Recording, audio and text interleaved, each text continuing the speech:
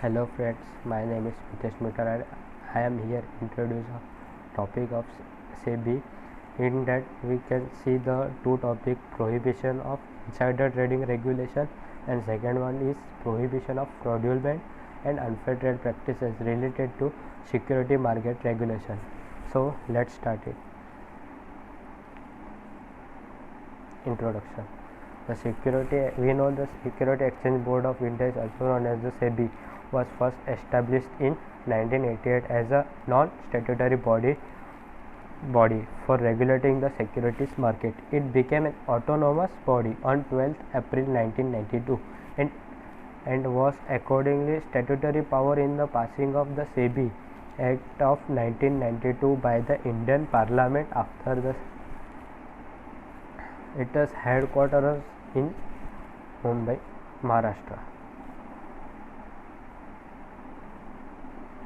The first one is prohibition of insider trading regulation 2005, which is considered under section 15 under section G. An insider means what? An insider means any person the illegal practice of trading on stock exchange to one's own advantage through having access to confidential information is called insider trading. One confidential information is provider to other is known as insider trading. The reason of insider trading is illegal is because it gives the insider as an unfair advantage in the market. The penalty of insider trading.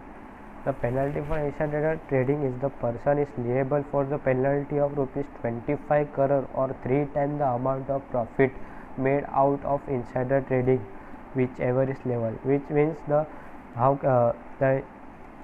through insider trading the person how much he money get the profit from that, they can pay whichever is higher, 25 crore or whichever is higher. Second one topic is prohibition of fraudulent unfair trade practices. Fraud include any act, expression and omission committed whether it is deceitful manner or not by a person.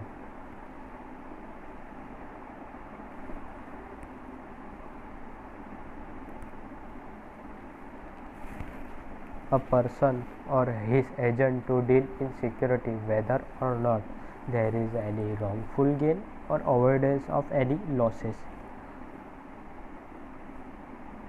The prohibition of unfair dealing in security. The